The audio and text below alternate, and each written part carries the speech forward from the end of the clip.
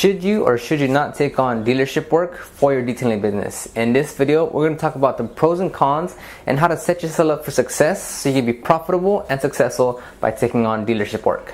Okay, so let's start off with the pros to it. Number one is volume. Obviously, dealerships are pretty big. Even small ones can bring on a lot of work if you're just a one-man person, one-man shop. So as far as volume, you'll get plenty of that week after week, month after month, depending on the type of structure you have set up with that dealership. But it can bring you a consistent flow of customers. Number two, it can bring a consistent flow of customers because, well, I want to say customers, but more so of vehicles, because they have such a high volume. They need to keep them clean. They need to keep them presentable for potential prospects and buyers for those vehicles. And three is you'll possibly get retail clients depending on the type of dealership you work at. If it's at some real small scale mom and pop shop that has cash cars or something, probably not. Retail clients that are gonna be worth your while. But let's say a little mid-scale to high-level dealership, then you can potentially pick up retail clients through the dealership itself that they refer you, or just people that walk around and seeing your work on those vehicles. So as far as pros, there's quite a bit of them. I only listed three here, but within those three can open up a lot of opportunities if done properly. Now, the negatives to it, or the cons, is that for one, you could potentially get overwhelmed with work. And it sounds like a good problem to have, but overwhelmed, I mean, they'll give you so much amount of work that you have to, because the money's there, right? If it's not going to be the most profitable, because they're not going to pay retail price, which is one that I listed here, but they're not going to pay retail price. So although they'll be giving you a lot of money, the work will be just as much there. And because it's a lot of, it may be not a lot of money, but because it's a consistent flow of revenue coming in, you won't want to give up that dealership work, which may push your retail work aside, and now you're going to be bombarded with their work instead of focusing on your retail clients. So number two is they'll make you want to attend to them almost exclusively, probably. And I don't mean you can't work with other dealerships, but because they're giving you so much work, they're gonna feel like they have the authority to say, look, we're giving you so much work, you should spend more time with us instead of anything else or anyone else, because we're giving you all this work, so you should be dedicated to us, and that's that. Three is I've heard a lot of stories of detailers, one or two man shops working with dealerships for 1 year, 3 years, 5 years, and they switch management or whatever happens, they'll just drop the detailer from servicing that dealership. Now, it doesn't seem bad, but if you start putting all your attention into this dealership or into several dealerships, and one of them drops you, just off a dime, then you're gonna, lose a lot of revenue, lose a lot of work, and then you're kind of stuck looking around saying, okay, now where do I get retail clients, or let me go pick up another dealership.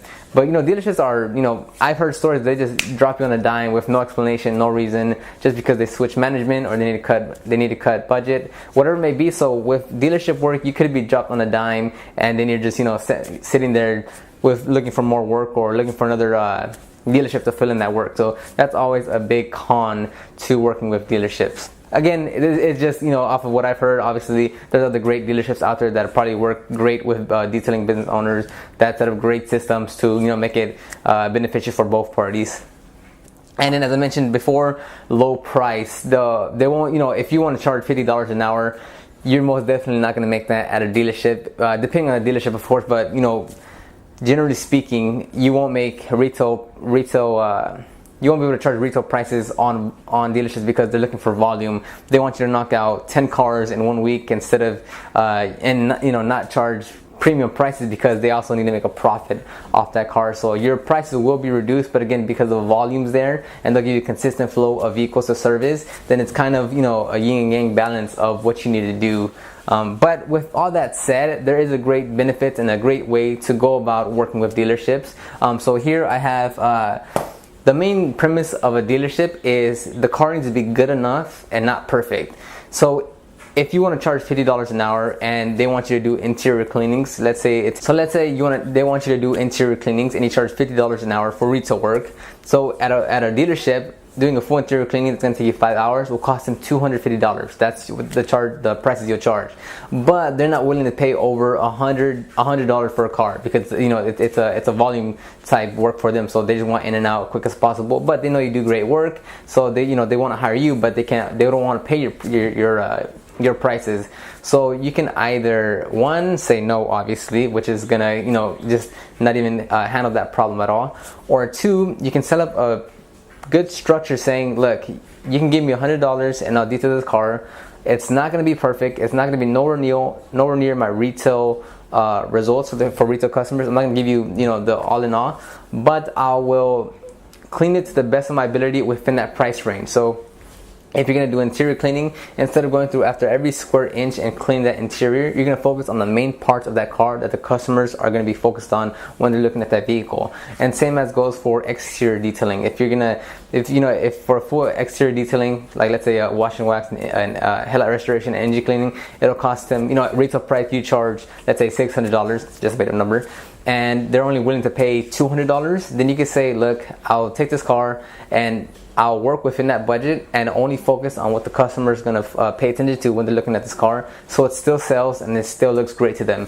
You can't be on that perfect mentality where a retail client comes in and they're going to pay you premium price for premium services. A dealership wants fast and cheap, and if you can work it properly to fit that type of criteria and still be profitable and not be overwhelmed with the work, it'll work great for you. But don't fall into the rabbit hole of starting to take every single vehicle that they give you at their price without adjusting anything on your side, because that just adds for disaster. So let me know in the comments below if you take on any dealer work and what's your strategy for that. Hope this video helps, and I'll see you in the next video.